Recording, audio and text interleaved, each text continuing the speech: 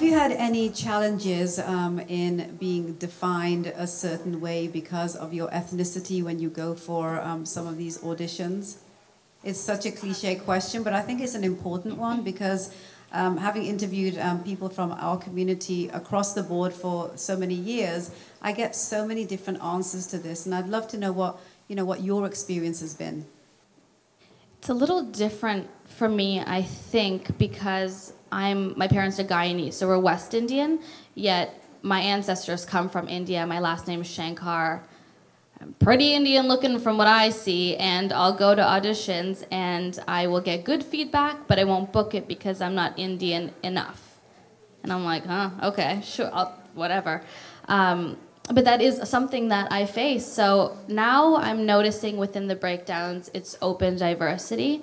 So they're opening the cast and calls to all races and even genders. It's really strange. I just went out for a role the other day against my guy friend. I'm like, at this point, they don't know exactly what they want. And I saw, back in the day when I started acting, I was the only brown girl. And it was strange when they were casting for Degrassi for my character. It was to play the younger sister of an already existing cast member.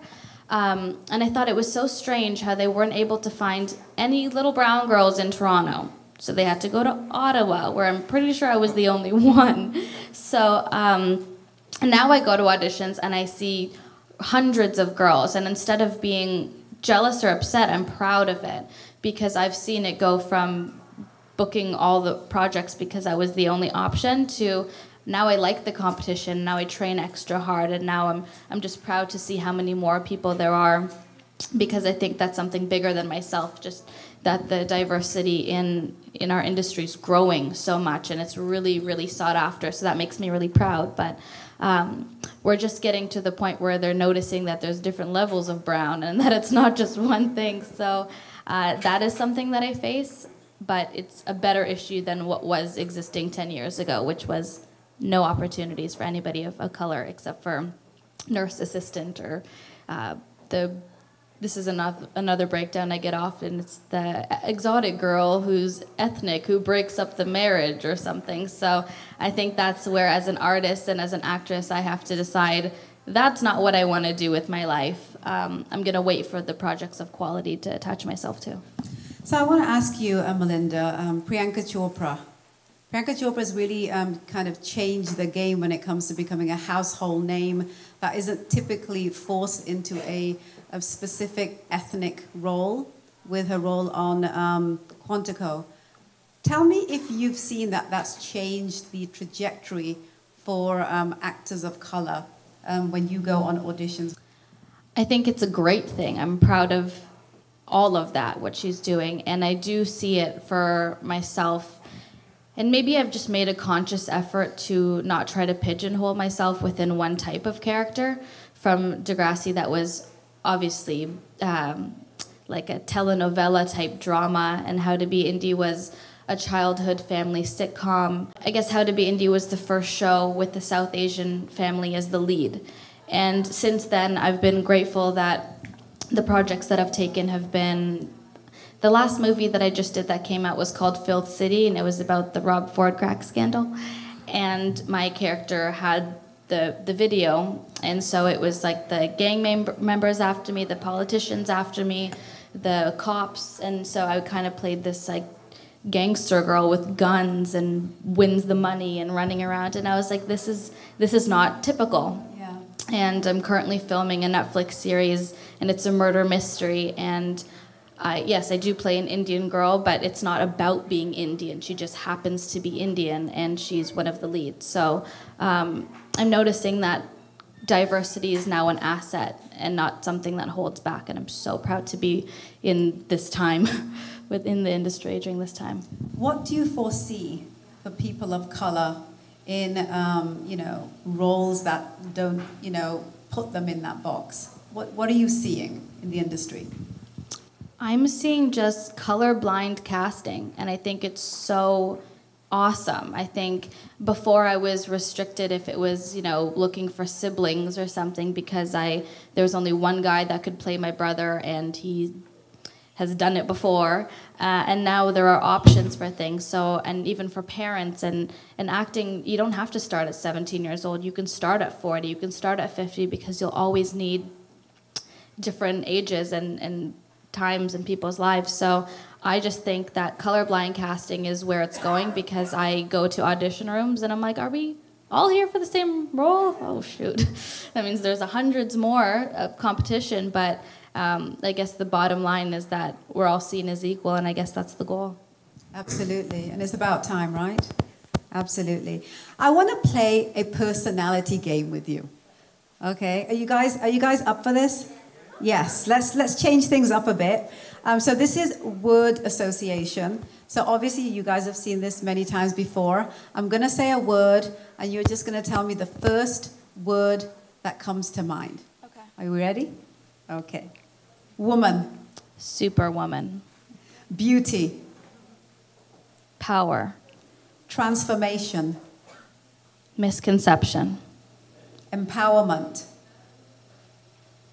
ANOKHI, which means unique, right? I remember that. Girlfriend. You taught me that in, was it 2010? 2010, when we did our cover story together. Did you see, Raj? We go way back. Oh my God, we go back. Do you remember that cover story that you did, Hannah? Yeah. Well, it was amazing, right? Yeah, one of our favorites, absolutely. I remember that was the first time I wore Louboutins, so I'll just say that. You can give that up to Hannah and her Yes, team. thank you. She rocks that stuff. Weakness. Misconception. Failure. Not acceptable. Love. Happiness. Pleasure. Chocolate. Money. I love it. War. Wrong. Laughter. My sister Melanie. She's so funny. Peace. We need more of it. I know I'm successful when. When I'm happy. I know I could never. Disappoint my siblings. I know that this is my beauty. Period. All right. Amazing. Guys, you know that, yes, absolutely. Thank you. Isn't she just amazing, guys? I want to be like her when I grow up. So I want to throw out to questions. I know you guys are probably itching to ask Melinda questions. I remember after 8 years and seasons of going back and forth from being How to Be Indie to Degrassi, that I remember when I wrapped them both, thinking in my mind, I've spent the majority of my formative years where I should have been developing my own brain and self, living in the mindset of a fictional character, developing and experiencing fake scenarios, and I've never experienced real ones.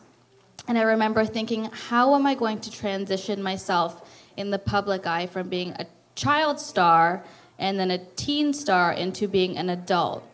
And how am I ever going to give authentic performances if I don't have any real situations and emotions to pull from? And how am I ever going to progress as an actress if I don't have any training? I got thrown into it, and I'm grateful that it kept going, but I wanted to feel like I deserved it. And I saw my friends go to university, and I was so envious that they got to do some type of post-secondary education. And I realized later on that my 8 years on Degrassi and having all of those experiences was truly my university of show business, but I was lacking discovering who Melinda was, and that in turn was affecting my identity in characters and when I auditioned. And my agent is wonderful and wise, and he'd say, the only way we can get people to not see you as a kid is to not go out and for those roles, don't audition for those roles. So I remember feeling young because that's what I had played, and then going out for these roles and saying, you know what, I understand your plan for what you want from me, but it's not right now. So I took 1 year off of acting, and I just traveled. The last thing I did with Degrassi was press in Paris, and we had to do a European press junket, and I remember saying, I had a couple of cast members with me, and I was like, you know what normal kids do after finishing high school? They go on a Euro trip. So we're already here, let's go explore Europe. So we went backpacking, well, our version of backpacking, luggaging, through Europe, and we experienced life. We went partying. We did those things without it being scripted and without repercussions. And I just experienced life, and I discovered Melinda, and I discovered what I wanted to be and the qualities I wanted to have, and I worked towards attaining them. And that's kind of when I started realizing that I could formulate misconception into a program, because I was thinking the misconception program is called The Art of You, and it is comprised of categories like spiritual styling, where I realized my energy, I didn't even understand the concept and the power of my energy, but it was so ungrounded, not in how I behaved, but in how I felt. And I found mental clarity, and I found peace the more I dived into spirituality and into my religion. And I didn't even, my parents never really pushed it onto us, but it was through my travels and my exploring that I realized, you know, studying my religion, studying my crystals, meditating, all of these things really gave me peace, and that was one part of it. And makeover magic, which is another part. People think misconceptions just about beauty and image, but it's really about inner beauty, and it's about knowing how to do your no makeup, knowing how to do your own eyebrows if you're on set and Kavita's not there to do it for me. You know, learning how to do these things on your own, not depending on people. You know, BYOB, how to build your own brand, how to manage your marketing and social media, and what to post, what not to post without my publicist saying, I already wrote out your tweet for you, here's the photo, copy, paste it, and do it.